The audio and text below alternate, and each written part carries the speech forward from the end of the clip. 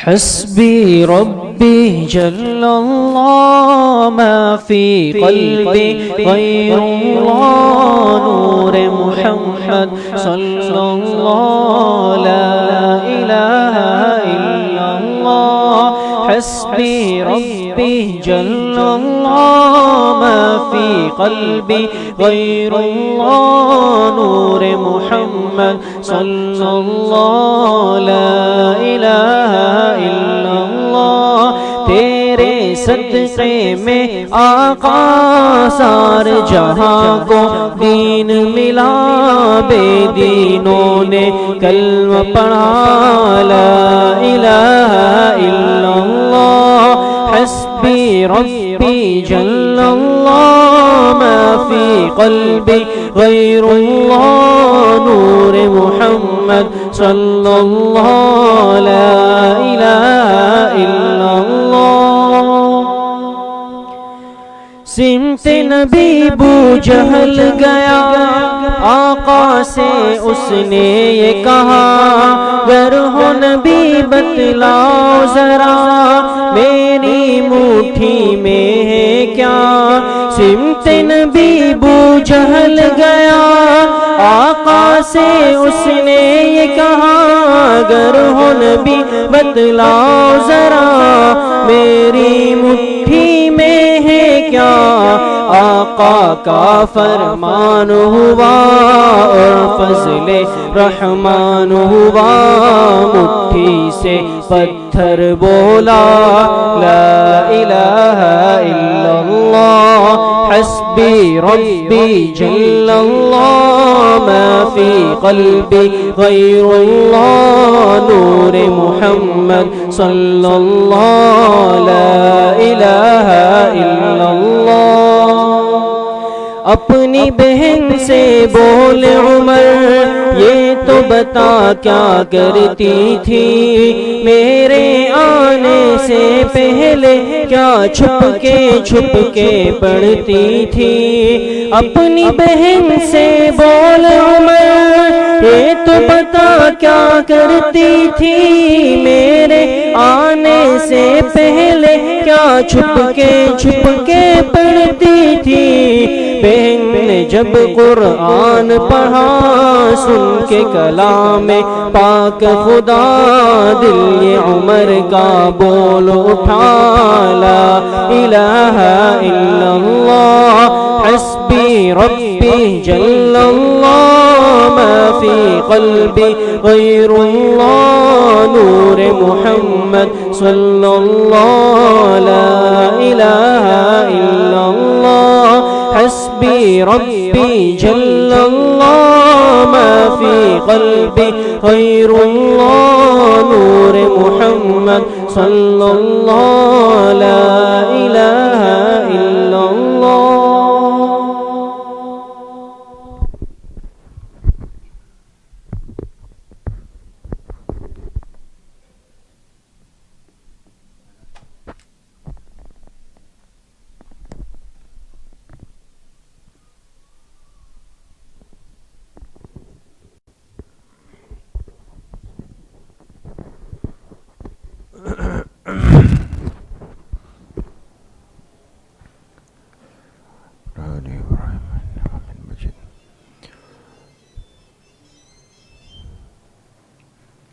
بسم اللہ الرحمن الرحیم الحمد للہ وکفا وسلام علی عبادہ الذین اصطفى خصوصاً علی سید الرسل وخاتم الانبیاء وعلی آلہ واصحابہ الاتقیاء اما بعد فاعوذ باللہ من الشیطان الرجیم بسم اللہ الرحمن الرحیم ان اللہ اشترى من المؤمنین انفسهم واموالهم بأن لهم الجنہ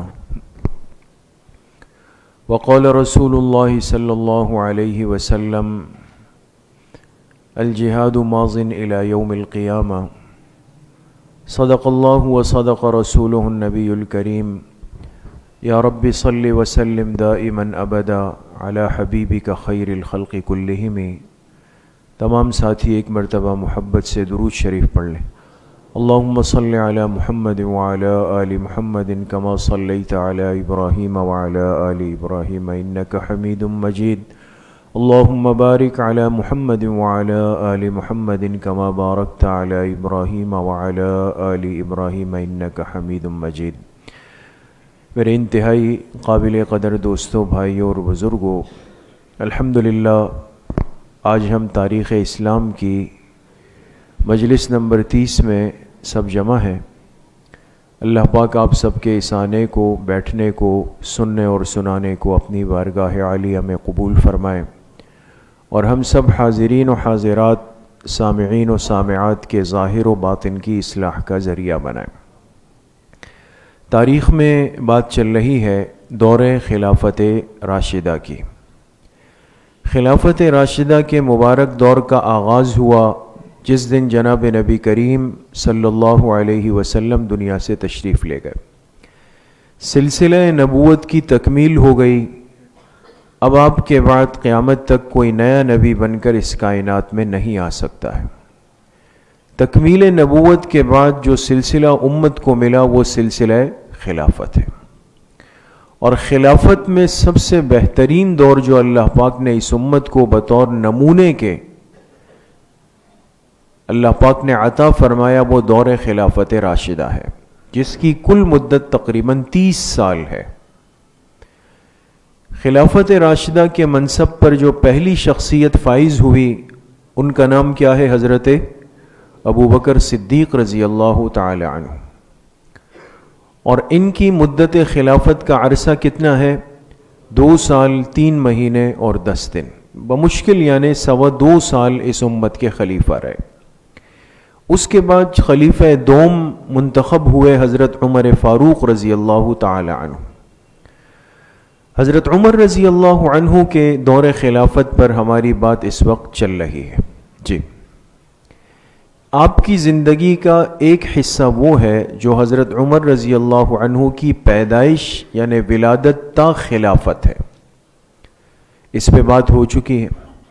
دوسرا حصہ جس پہ بات چل رہی ہے کہ خلافت تا وفات، جس دن مسلمانوں کے خلیفہ بنے اس وقت سے لے کر دنیا سے تشریف لے جانے تک کی جو زندگی ہے وہ کیسے گزری۔ جی، آپ کا کل دور خلافت کتنا ہے؟ 10 سال 6 مہینے اور 10 دن، ایک اچھا اور بڑا عرصہ ہے، یعنی تقریباً 10.5 سال حضرت عمر رضی اللہ عنہ اس امت کے خلیفہ بن کر رہے، اور یہ اس امت کے لیے ایک بڑا تاریخی اور آئیڈیل دور ہے جس میں اسلام کا نظام، اسلام کا غلبہ، اسلام کی دعوت دنیا کے ایک بہت بڑے حصے تک پہنچی۔ جی، جب آپ خلیفہ نامزد ہوئے آپ کی خلافت پر تمام صحابہ نے بالاجماع و بالاتفاق بیعت کی۔ آپ کے خلیفہ ہونے پر کسی کو کوئی اختلاف نہیں تھا۔ دور خلافت شروع ہوا تو بڑے خوبصورت عدل کے انداز سے انہوں نے خلافت کے نظام کو شروع کیا۔ پہلے دن مسجد نبوی شریف میں بیٹھ کر امت کو ایک خطبہ ارشاد فرمایا جس میں یہ بات واضح کی کہ میں امت کے نظام کو لے کر کیسے چلوں گا۔ اس کے بعد اپنے اس 10.5 سالہ دور میں حضرت عمر رضی اللہ عنہ نے جو کارنامے انجام دیے، کارناموں سے مراد یہ بات ہر مجلس میں تقریباً عرض ہوتی ہے کہ آج کل جب یہ لفظ آتا ہے تو ہماری مراد یہ ہوتی ہے کہ اس نے کے ذاتی کمالات کیا تھے، لیکن یاد رکھیں کہ دین اسلام میں یہ لفظ جب استعمال ہوتا ہے تو کارنامے کا مطلب یہ ہوتا ہے کہ یہ شخص اللہ کے دین کے لیے کتنا استعمال ہوا ہے۔ تو حضرت عمر رضی اللہ عنہ نے اپنے دور خلافت میں اس دین کے لیے، اس دین کے غلبے کے لیے کیا کارنامے انجام دیے، وہ بات چل رہی۔ جی، آپ ہی کے دور خلافت میں دنیا کے نقشے کے اہم ترین ملک عراق فتح ہوا، پھر شام فتح ہوا، اس پہ ہم تفصیل سے بات گفتگو کر چکے ہیں۔ اس کے بعد پھر مصر کی فتوحات کا آغاز ہوا، اور اس وقت ہماری بات چل رہی ہے فتوحات مصر پر۔ جی، مصر کی جب فتوحات کا آغاز ہوا تو آپ کے سامنے بات آئی کہ اس وقت تک اسلامی لشکر اور اسلامی جماعت کے جو امیر تھے وہ تھے حضرت ابو عبیدہ ابن الجراح رضی اللہ عنہ. وہ مسلمانوں کے امیر تھے. لیکن شام کی فتح کے بعد ایک وبائی مرض، جس مرض کا نام کیا تھا کسی کو یاد ہے؟ طاعون عمواس. عمواس ایک جگہ ہے شام میں. طاعون عمواس پھیل گیا، ایک وبائی مرض جس میں ہزاروں صحابہ شہید ہوئے، انتقال کر گئے. اور اسی طاعون کی لپیٹ میں مسلمانوں کے لشکر کے امیر حضرت ابو عبیدہ رضی اللہ عنہ بھی آئے اور ان کا انتقال ہوا. ان کے بعد امیر المومنین حضرت عمر رضی اللہ عنہ نے اسلامی لشکر کے لیے جس شخصیت کا انتخاب کیا وہ تھے حضرت عمرو ابن العاص. وہ کون تھے؟ عمرو ابن العاص رضی اللہ تعالی عنہ. ان کا لقب ہے دوستو، یاد رکھیں. اس صحابی کا لقب کتابوں میں لکھا ہے فاتح مصر، اس لیے کہ ان کے ہاتھ سے اللہ پاک نے مصر جیسی اہم ترین جگہ کو اسلامی نظام میں داخل کیا. یہ امیر بن گئے اور یہ ایک جنگجو قسم کے اور جنگی مہارت کے حامل صحابی تھے. تقریباً زندگی ان کی میدان جہاد میں گزری. جب قائد بن گئے تو سب سے پہلے انہوں نے کیا کیا؟ مصر کی طرف جاتے ہوئے جو بنیادی علاقے تھے راستے میں ان کو فتح کیا. ابتدائی فتوحات جس پر ہم نے پچھلی مجلس کے اندر بات کی. جب اس سے فارغ ہو کر مصر میں داخل ہوئے تو اب انہوں نے جو مصر کے مرکزی علاقے تھے، عین شمس، بابلیون، اسکندریہ، فسطاط، برقہ، یہ بڑے بڑے علاقے تھے، یہ فتح کیے انہوں نے. اور جب یہ برقہ فتح ہوا تو گویا پورا مصر اسلامی نظام میں داخل ہو گیا تھا. تو آج انشاءاللہ ہم بات کریں گے عین شمس پہ، بابلیون پہ، اسکندریہ پر، جو مصر کے اہم ترین علاقے ہیں وہ بھی فتح ہو گئے. جی اچھا، حضرت عمرو بن العاص رضی اللہ تعالی عنہ جب ابتدائی چند علاقے فتح کیے تو اب جو مرکزی علاقے تھے ان کی طرف متوجہ ہو گئے. یہ کیا لکھا ہے دوستو؟ عین شمس. یہ عین الشمس جو ہے اس کو آپ ایسا سمجھ لیں کہ جیسے ایک فوجی چھاونی ہوتی. اور یہ عین شمس اصل میں ایک رکاوٹ تھی. کس کے لیے؟ علاقہ تھا دنین. یہ کیا لکھا ہے؟ دنین. یہ دریائے نیل ہے، مصر کا بڑا اہم ترین دریا، اس کا آگے تذکرہ آئے گا. اور مصر کی ایک پہچان ہے دریائے نیل. اس نیل کے کنارے مصر کا اہم ترین علاقہ تھا جس کا نام تھا دنین. اصل مسلمانوں کو فتح کرنا تھا دنین، لیکن اس کے لیے ضروری تھا کہ عین شمس میں مصریوں کی، رومیوں کی جو فوجی چھاونی تھی اس کو پہلے ختم کیا جائے. اس لیے عمرو بن العاص رضی اللہ عنہ اسلامی لشکر کو لے کر پہلے اس علاقے میں پہنچے ہیں عین شمس میں، تاکہ یہاں سے راستہ بنائیں گے اور دنین پہنچیں گے. جی اب معرکہ عین شمس کیا ترتیب ہوئی؟ یہ ذہن میں رکھیں کہ اصل فتح کرنا تھا کس علاقے کو؟ دنین کو، لیکن اس کو پہلے نمٹانا ضروری تھا. ابتدائی فتوحات کے بعد حضرت عمرو بن العاص رضی اللہ عنہ لشکر کو لے کر آگے بڑھے اور دریائے نیل کے کنارے عین شمس علاقے کے قریب رک گئے. کیوں؟ اس لیے کہ یہاں علاقہ تھا دنین اور اس کو فتح کرنے کے لیے یہاں ایک سخت جنگ لڑی گئی. اب سخت جنگ لڑنے کے لیے ضروری تھا کہ اسلامی لشکر مضبوط ہوتا. عمرو بن العاص رضی اللہ عنہ نے جب اپنے لشکر کو دیکھا، طاقت کو دیکھا، افراد کو دیکھا، ایک سمجھدار اور حکمت والے امیر کی پہچان یہ ہوتی ہے کہ یہ دشمن کی طاقت کو دیکھ کر اس سے بھیڑتا ہے.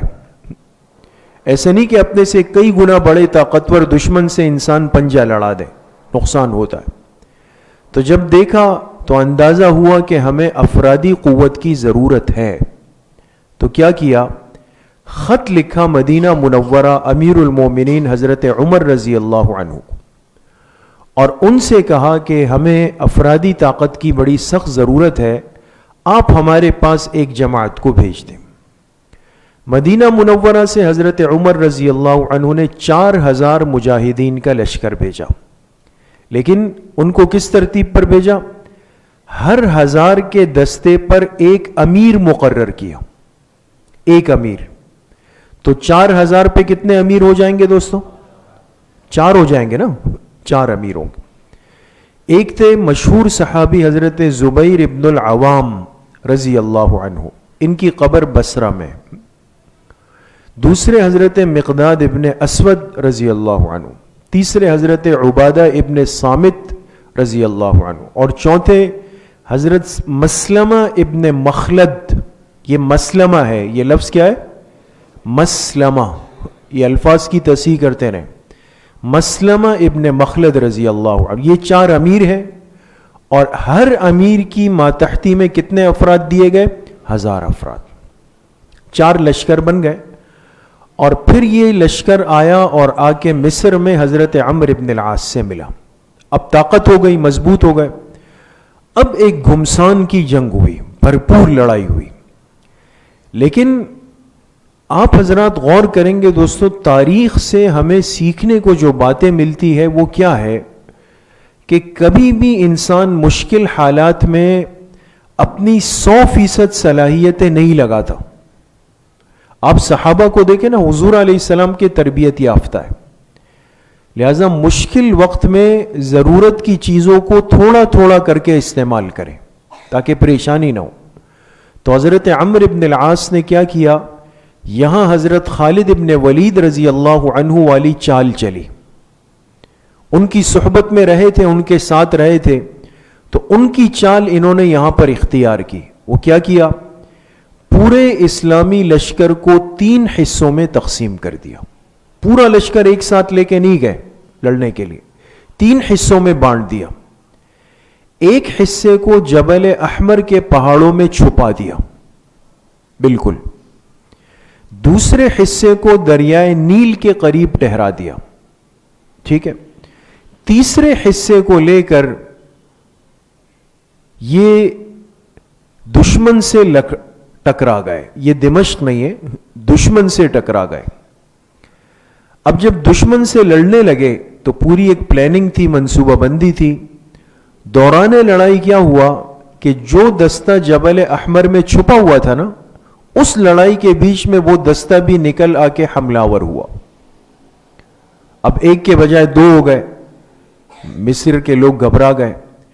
یہ لوگ جب پسپا ہو کر بھاگے تو جو تیسرا حصہ تھا دریائے نیل کے قریب وہ بھی نکل آئے. اس طرح 3 طرف سے رومیوں کو گھیر لیا گیا اور عین شمس کا معرکہ مکمل ہوا اور دنین کا علاقہ یہ فتح ہو گیا. یعنی آپ اندازہ لگائیں کہ کس طرح افرادی طاقت کو تقسیم کر کر کے استعمال کیا گیا. اگر انسان اپنی پوری طاقت بیک وقت استعمال کر لے دوستو، سب تھک جائیں گے، کوئی بھی کام کے قابل نہیں رہے گا. تو ہمیشہ انسان ترتیب بنا کر کچھ لوگوں کو آرام کروائیں، کچھ سے کام لیں، پھر کام کرنے والوں کو آرام کا موقع دیں، آرام کرنے والوں سے کام لیں. یہ دنیا کا نظام اس ترتیب پہ چلتا ہے. تو بہرحال عین شمس کا جو علاقہ تھا دنین، یہ بڑی محنت سے قربانیوں سے فتح ہو گیا. جی یہ آپ دیکھ سکتے ہیں دوستو، یہ عین شمس یہ چھاونی تھی، یہاں مسلمانوں نے پڑاؤ ڈالا اور اصل آنا تھا دنین کے علاقے میں. رومیوں کا لشکر یہاں سے چلا ہے، اس بیچ میں آ کر یہاں پہ مقابلہ ہوا ہے. آپ نے ابھی سنا کہ عمرو ابن العاص رضی اللہ عنہ نے لشکر کے کتنے حصے بنائے تھے؟ 3 حصے بنا دیے تھے. ایک حصہ وہ ہے جو ان کے ساتھ آیا لڑائی کے لیے، ایک حصے کو دیکھیں یہ جبل احمر کے پاس چھپا دیا، اور ایک حصے کو دریائے نیل کے پاس چھپا دیا تھا. پھر تینوں نے آ کر یہاں پر حملہ کیا اور رومیوں کو شکست فاش دے دی. جی اس کے بعد دوسرا اہم علاقہ تھا بابلیون کا.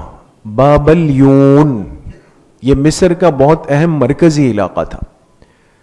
اب جب یہاں ان کو شکست ہو گئی تو سارا رومی لشکر جا کے بابلیون میں چھپ گیا, اور وہ شہر جس میں قلعے زیادہ ہو اس کو فتح کرنا بہت مشکل ہوتا ہے. یہ لوگ جا کر بابلیون کے قلعوں کے اندر چھپ گئے, اور عمرو بن العاص رضی اللہ عنہ اپنا لشکر لے کر بابلیون کی طرف روانہ ہوئے. جی یہ آپ دیکھ سکتے ہیں دوستو کہ یہ دنین کا علاقہ فتح ہو گیا. یہاں سے اسلامی لشکر چل کے کہاں آیا ہے؟ یہ بابلیون کا علاقہ ہے.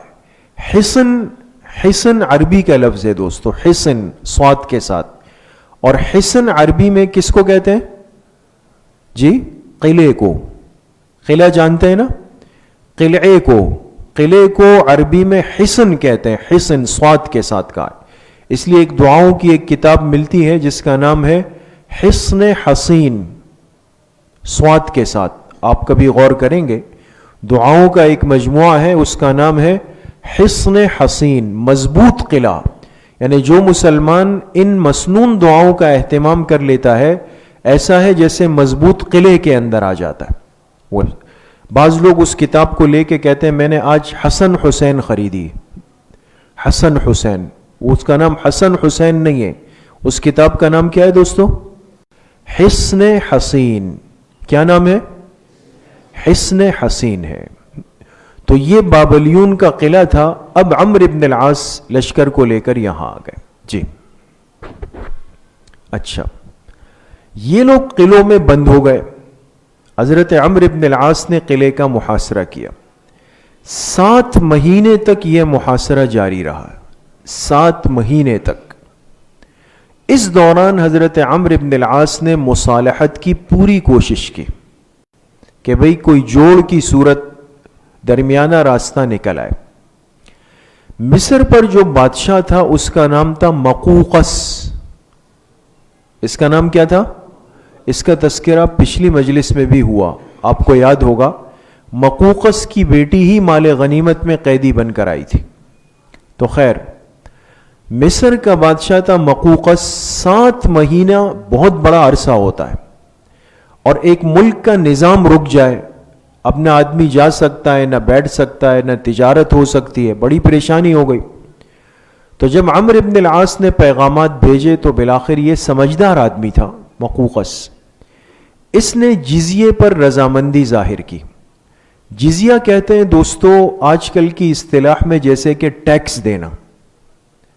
ہمارے دین اسلام کا مزاج اور ترتیب یہ ہے کہ جب بھی جہاد کی حالت میں کسی کافر اور دشمن ملک پر حملہ کیا جائے تو ایک دم تلوار نہیں چلانی. سب سے پہلا درجہ کس کا ہے؟ ایمان کی دعوت کا ہے. ہمارا جو اصل مقصود ہے نا دوستو وہ خون نہیں ہے, اصل مقصود دعوت اللہ ہے. تو اگر وہ ایمان قبول کر لے, ہمارے مسلمان بھائی ہو گئے, بات ختم ہو گئی, ہم واپس چلے جائیں گے. دوسرا درجہ یہ ہوتا ہے کہ وہ کہے جی ہم تو اپنا دین نہیں چھوڑتے, اسلام قبول نہیں کرتے. تو دوسرا درجہ پھر کیا ہوتا ہے؟ جزیے کا, ٹیکس. وہ ملک قبول کر لے کہ جی ہم آپ کو سالانہ ماہانہ اتنا ٹیکس دیں گے, لہذا پھر اسلامی حکومت کی ذمہ داری ہے کہ ان سے ٹیکس لے, ان کی پوری حفاظت کریں, ان کو ان کی زمینوں پر, علاقوں پہ برقرار رہنے دیں, ان کے حقوق کا پورا خیال رکھیں. یہ ظالمانہ ٹیکس نہیں ہوتا جزیہ. تو مقوقس نے جزیے پر رضامندی ظاہر کی کہ ٹھیک ہے بھائی, ہم لڑتے نہیں لیکن ہم اپنا دین بھی نہیں چھوڑیں گے, آپ کو جزیہ دیں گے. ٹھیک ہے, بات ہو گئی. لیکن مقوقس کے پاس مصر کی بادشاہت تھی, اور جو اصل حکومت تھی وہ تھے ہرقل قیصر روم, جو ان کے بڑے بادشاہ تھے. ان سے منظوری بہت ضروری تھی. تو ان کو خط لکھ کر بھیجا مقوقس نے کہ بھئی میں نے یہ معاہدہ کیا ہے اسلامی لشکر کے امیر عمرو بن العاص رضی اللہ عنہ سے, ہم ان کو سالانہ جزیہ دیں گے, آپ اس پر سائن کر لیں. جب قیصر روم کو یہ بات پہنچی تو وہ نہایت غضبناک ہوا, اور غصے میں آ کر اس نے کہا کہ تم نے مجھ سے پوچھے بغیر مسلمانوں سے صلح کر لی.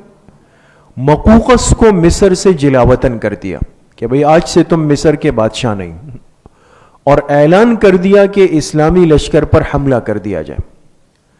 اب تیاری شروع ہو گئی۔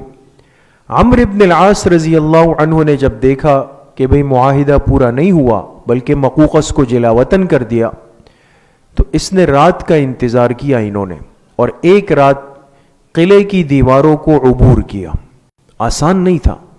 سب سے پہلے جو فرد قلعے کی دیوار پہ پہنچے ہیں وہ حضرت زبیر ابن العوام رضی اللہ عنہ۔ بڑی محنت کے ساتھ یہ اندر داخل ہوئے، اور اندر جا کر انہوں نے پھر قلعے کے دروازے کھول دیے۔ باقی لشکر اندر گیا، اندر وہ بھی تیار بیٹھے تھے۔ ایک بھرپور معرکہ ہوا ہے بابلیون میں، لڑائی ہوئی، اور اس کے نتیجے میں بالآخر اللہ پاک نے یہ اہم ترین علاقہ بابلیون کا، اس کو بھی فتح کرایا، اور یہیں بھی اسلامی نظام کے اندر داخل ہو گئے۔ جی یہ آپ دیکھ سکتے ہیں دوستوں، یہ منوف کا علاقہ ہے، یہ بابلیون ہے، یہ فتح ہو گیا۔ اب مسلمانوں کی جو اگلی منزل تھی، آگے کا جو سفر تھا، وہ آپ غور کریں گے، یہ جو سبز رنگ کے نشانات ہیں یہ اسلامی لشکر کو شو کر رہے ہیں، یہ دیکھیں یہ، اور پہنچنا ہے۔ یہ کون سا علاقہ ہے؟ اسکندریہ۔ کون سا علاقہ ہے؟ اسکندر۔ یہ بھی مصر کا بہت اہم علاقہ ہے۔ اب اسلامی لشکر نے یہاں سے چل کر یہاں پر پہنچنا ہے۔ جی اچھا، اب جب عمرو بن العاص اسکندریہ جانے لگے تو مصر کے بادشاہ مقوقس کو تو معزول کر دیا تھا، تو ہرقل نے جو قیصر روم تھا، اس نے پیغام بھیجا کہ بھئی کچھ لوگ مجھ سے ملیں اور مجھے بتائیں کہ یہ اسلامی لشکر کی تعداد ہم سے کم ہے، وسائل کم ہے، اسلحہ کم ہے، لیکن کیا وجہ ہے کہ ایک ایک علاقہ ہمارے ہاتھ سے نکلتا جا رہا ہے؟ تو ان کے سفراء تھے، سفیر کہتے ہیں قاصد کو، نمائندے کو، یہ گئے قیصر روم سے ملے اور مسلمانوں کے بارے میں انہوں نے ایک تجزیہ، ایک تبصرہ پیش کیا۔ میرے عزیز و دوستو بزرگوں، آپ غور کریں، آپ کو اندازہ ہوگا کہ ہمارا کردار اور سیرت ایسی گزری ہے کہ کافر بھی اعتراف کیے بغیر نہیں رہ سکتے تھے۔ مسلمان کیوں دنیا پر غالب آیا؟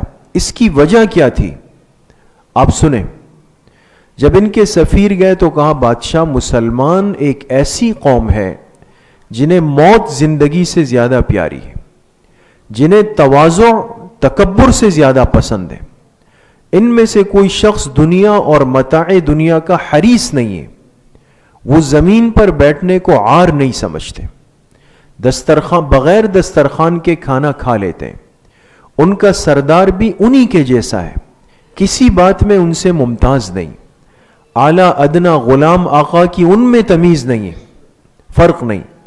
جب نماز کا وقت آتا ہے تو سب وضو کر کے ایک قطار میں خشوع خضوع کے ساتھ خداوند قدوس کی عبادت میں مصروف ہو جاتے ہیں۔ یہ مسلمانوں کا تعارف کرنے والے کون ہیں؟ رومی لوگ ہیں دوستو۔ اس لیے انسان کا تعارف اس کا کردار ہے، عمل ہے۔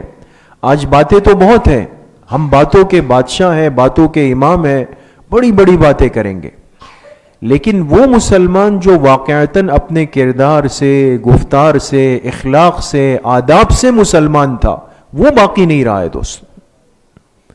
یہ ساری کارگزاری ان سفیروں نے جا کر روم کے بادشاہ کے سامنے پیش کر دی۔ اس نے جب یہ بات سنی، اب آپ سنیں کہ روم کے بادشاہ نے کیا تبصرہ کیا۔ جی اب مقوقس نے جب بات سنی تو اس نے کہا، اے قوم، اگر یہ جماعت یعنی مسلمان اگر یہ پہاڑوں سے بھی ٹکرائے گی تو انہیں بھی پہاڑوں کو بھی اپنی جگہ سے ہلا دے گی۔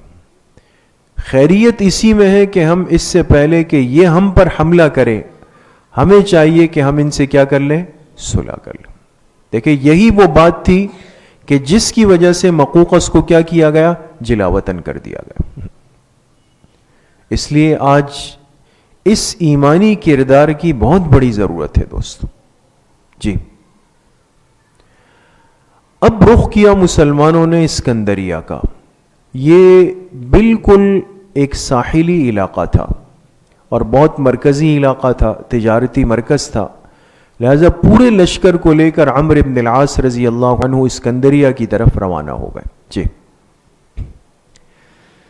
اب اسکندریہ کیسے فتح ہوا؟ عمرو بن العاص رضی اللہ عنہ نے بابلیون میں چند مہینے قیام کیا، پھر اسکندریہ کا عزم کیا. کیوں انتظار کیا؟ جب مدینہ منورہ سے امیر المومنین کا اجازت نامہ موصول ہوا تب حضرت عمرو بن العاص لشکر لے کر اسکندریہ روانہ ہوئے. یہ بات ہر مجلس میں آ رہی ہے کہ جب تک امیر کی اجازت نہیں ہوتی یہ لوگ قدم بھی نہیں اٹھاتے تھے. مدینہ منورہ سے انتظار کرتے تھے کہ امیر المومنین کا جواب جب تک نہیں آئے ہم نہیں جائیں گے. حضرت عمر رضی اللہ عنہ نے اجازت دی تب جا کر لشکر کے امیر لشکر کو لے کر اسکندریہ روانہ ہو گئے. اچھا اب یہ راستہ کافی لمبا ہے، سفر کافی طویل تھا، اور جو مصر کے رومی لوگ تھے انہوں نے جب محسوس کیا کہ اب مسلمان اسکندریہ آئیں گے، انہوں نے کیا کیا؟ راستوں کو خراب کرنا شروع کیا، پل توڑ دیے تاکہ دریا عبور نہیں کر سکے، اور سب راستوں کو برباد کرنا شروع کر دیا. لیکن عمرو بن العاص روانہ ہو گئے. راستے میں ایک قوم تھی قبطی. آپ نے یہ لفظ سنا ہوگا کہ یہ جو اصل میں قبطی تھے ان کا تعلق کس سے تھا؟ فرعون سے. یہ اصل میں فرعون کی قوم میں سے تھے اور یہ سلسلہ چلتا ہوا آ رہا تھا. اب بھی کہتے ہیں کہ مصر میں ایک قوم قبطیوں کے نام سے آباد ہے اب تک، واللہ عالم.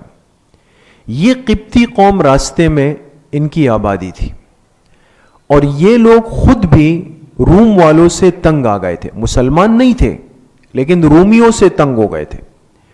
انہوں نے جب دیکھا کہ اسلامی لشکر اسکندریہ جا رہا ہے تو انہوں نے محسوس کیا کہ ہمارے حق میں بہتر مسلمان ہے یا رومی ہے.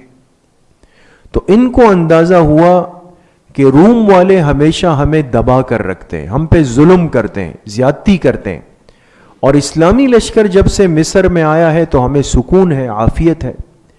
انہوں نے مشورے سے طے کیا کہ اسلامی لشکر کی کامیابی سے ان کا مفاد جڑا ہوا ہے. تو انہوں نے کیا کیا؟ اسلامی لشکر کا پورا تعاون کیا اور راستوں کی رہنمائی بھی کی، اور جہاں پل توڑ دیے گئے تھے وہ پل ان کو بنا کر دیے. اب دیکھیں یہ اسلامی حکمت ہے، جہاں کافر سے فائدہ اٹھایا جائے تو اٹھا لیا جائے. اب اگر کوئی یہ کہے کہ نہیں جی یہ تو کافر ہے، یہ بھی میرا دشمن ہے، تو ایک وقت میں کئی دشمن بنانا یہ بہت ہی زیادہ غلط فیصلہ ہوا کرتا ہے. اس لیے مسلمانوں نے ان کے تعاون سے خوب فائدہ اٹھایا، ان کو تسلی بھی دی، حوصلہ بھی دیا کہ آپ کو ہم سے کوئی خطرہ نہیں ہے، ہم آپ کا تعاون کریں گے. نتیجہ یہ ہوا کہ انہوں نے راستوں کی رہنمائی کی، راستے بنا کر دیے، اور پورا اسلامی لشکر عمرو بن العاص رضی اللہ عنہ کی قیادت میں اسکندریہ کی طرف روانہ ہوا. راستے میں حضرت عمرو بن العاص نے دریائے نیل کے بائیں طرف کا راستہ اختیار کیا.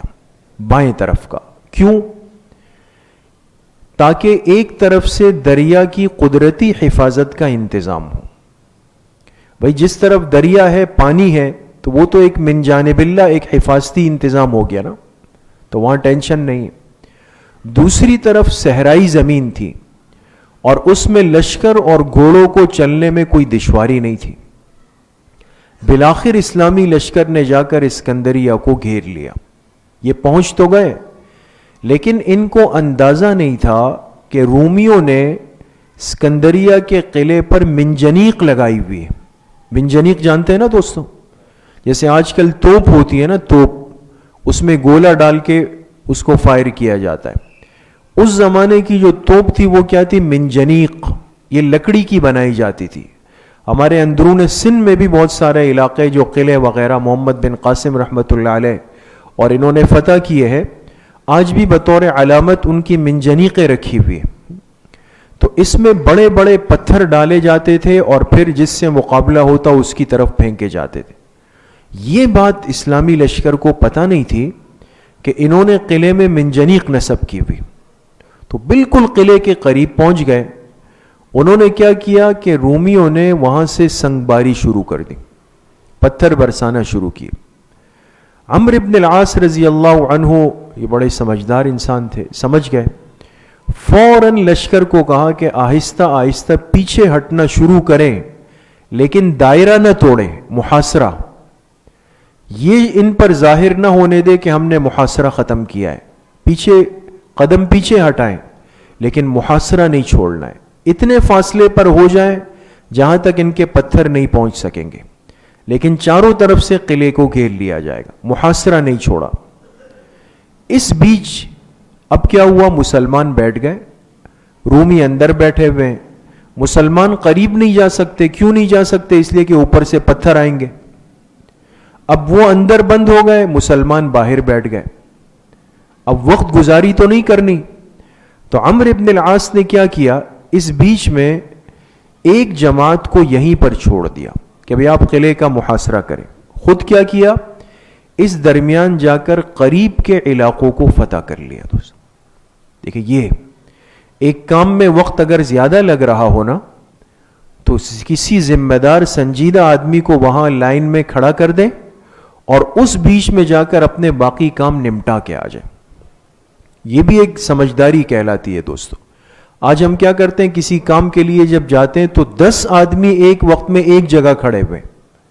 اب 3 گھنٹے بعد وہ کام ہوا تو 10 کے 10 آدمی وہاں سے ایک ساتھ نکلیں. حالانکہ بھئی یہاں کھڑا ہونا ہے, 2 کو کھڑا کر دے, 5 کو کھڑا کر دے, باقی 5 کسی اور کام کے لیے چلے جائیں. تو انہوں نے جا کر بیچ میں قریب کے اور علاقے فتح کر لیے.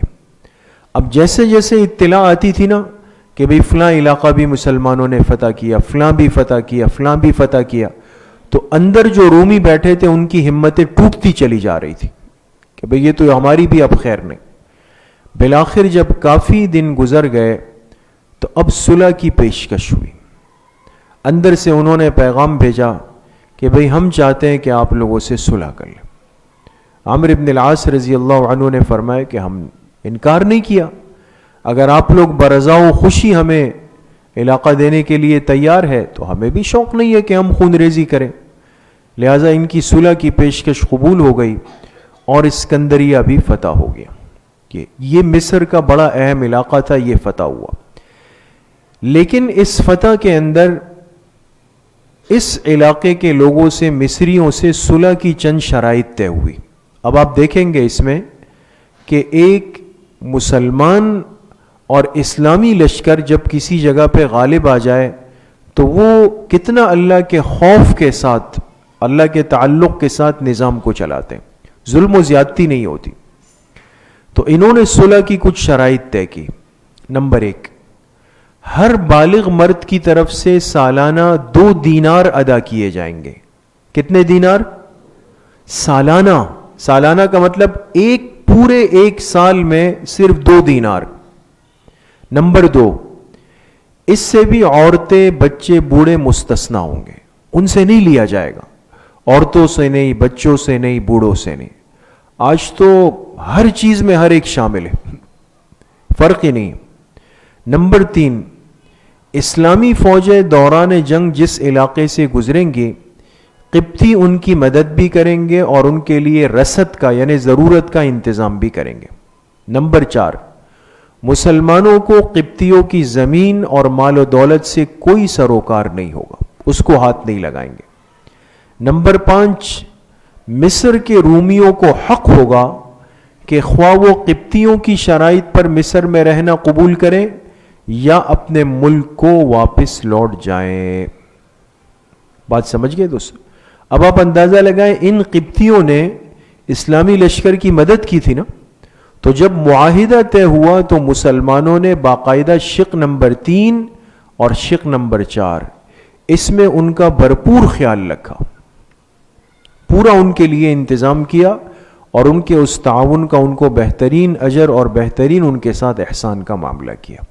یہ ہوتی ہے تربیت کہ آپ کے ساتھ جو احسان کر لے تو یہ نہیں کہ فائدہ اٹھانے کے بعد اس کو پہلے لات مار دی, نہیں, محسن کے احسانات کو یاد رکھا جاتا ہے. چنانچہ یہ شرائط طے ہو گئی، صلح ہو گئی، اسکندریہ بھی فتح ہو گیا۔ اچھا، اب آپ حضرات نے سنا کہ ایک طویل عرصے تک اسکندریہ کا محاصرہ ہوا نا، مشکلات پیش آئی۔ یہ اطلاع جب مدینہ منورہ میں حضرت عمر رضی اللہ عنہ کو ملی کہ بھئی اتنا عرصہ ہو گیا، عمرو ابن العاص باہر بیٹھے ہیں، رومی اندر بیٹھے ہیں، اتنا وقت کیوں لگ رہا ہے؟ تو ان کو لگا کہ شاید سستی ہو رہی ہے مسلمانوں سے، اسلامی لشکر سے۔ تو حضرت عمر رضی اللہ عنہ نے ایک تنبیہی خط لکھا عمرو ابن العاص رضی اللہ عنہ کو کہ بھئی کیا وجہ ہے کہ آپ نے سستی دکھائی اور ابھی تک ایک علاقہ فتح نہیں ہوا؟ جی آگے یہ آپ دیکھ سکتے ہیں، اسلامی لشکر یہاں سے روانہ ہوا ہے اور یہ اسکندریہ پہنچا۔ طویل سفر آپ دیکھ سکتے ہیں۔ جی جب فتح اسکندریہ میں تاخیر ہوئی تو حضرت عمر رضی اللہ عنہ نے تنبیہ کی، دیکھیں کہا، خط لکھا کہ معلوم ہوتا ہے کہ مسلمانوں نے کتاب اللہ اور سنت رسول صلی اللہ علیہ وسلم پر عمل کرنے میں کچھ مداہنت برتی ہے۔ مداہنت کہتے ہیں سستی کو۔ آگے فرمایا ورنہ کوئی وجہ معلوم نہیں ہوتی کہ حق کے مقابلے میں باطل اتنی مدت تک ٹھہر سکے۔ مجھے اندیشہ ہے کہ مسلمانوں نے اپنے اعمال اور اخلاق کو کتاب و سنت کے بتائے ہوئے نمونے پر قائم نہیں رکھا اور حکم دیا کہ سب مسلمانوں کو جمع کر کے انہیں اس غلطی پر متنبہ کرے، انہیں تیغ زنی، مصائب انگیزی اور نیک نیتی کی ترغیب دے۔ اور حضرت زبیر، حضرت مقداد، حضرت مسلمہ، حضرت عبادہ رضی اللہ عنہم فرمایا ان کو آگے رکھ کر دشمن سے ایک فیصلہ کن ٹکر لے لیں، لیکن اس کی ضرورت ہی پیش نہیں آئی۔ لیکن میرے عزیزو دوستو بزرگوں، آپ ایک بات کا اندازہ لگائیں کہ ایک مسلمان حکمران اور ذمہ دار کو اتنا بیدار رہنا چاہیے، بیدار، چست، کہ جہاں اس کو محسوس ہو کہ مسلمان سستی دکھا رہے ہیں، غفلت دکھا رہے ہیں، فوراً ان کو تنبیہ کرے۔ یہ نہیں کہ بھئی جتنا وقت لگے، جتنا ٹائم لگے، جو کچھ ہو چلے بھئی ہو جائے گا، نہیں نہیں، مسلمان کا وقت بہت قیمتی ہے۔ فوراً حضرت عمر رضی اللہ عنہ نے تنبیہ فرمائی کہ بھئی سستی لگتا ہے آپ لوگوں کی طرف سے، لیکن بہرحال اللہ پاک نے بغیر لڑائی کے اسکندریہ کے علاقے کو بھی فتح فرما دیا۔ جی یہ تین علاقے عین شمس، بابلیون اور اسکندریہ، یہ تین مصر کے بڑے بڑے علاقے اسلامی لشکر نے فتح کر کے اسلامی نظام میں داخل کر دی۔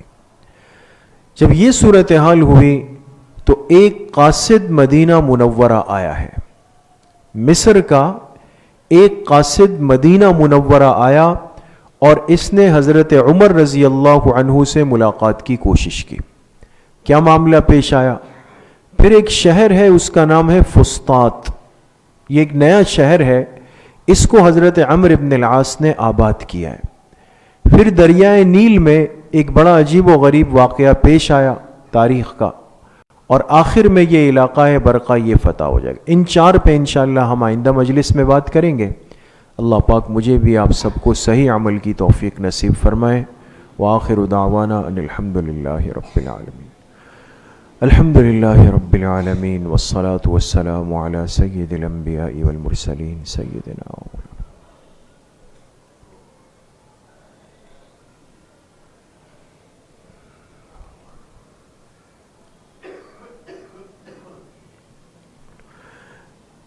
ہمارے قریبی اور مخلص ساتھی فیصل بھائی کے چچا کا آج انتقال ہوا ہے۔ دعا فرمائے اللہ پاک ان کے چچا کی مغفرت فرمائے، اللہ ان کے درجات بلند فرمائے۔ جتنے مرحومین مرحومات دنیا سے جا چکے ہیں اللہ پاک سب کی مغفرت فرمائے۔ ہمارے مجلس ختم نبوت کے بزرگ عالم دین، نامور شخصیت حضرت مولانا اکرم طوفانی صاحب آج دنیا سے رخصت ہوئے۔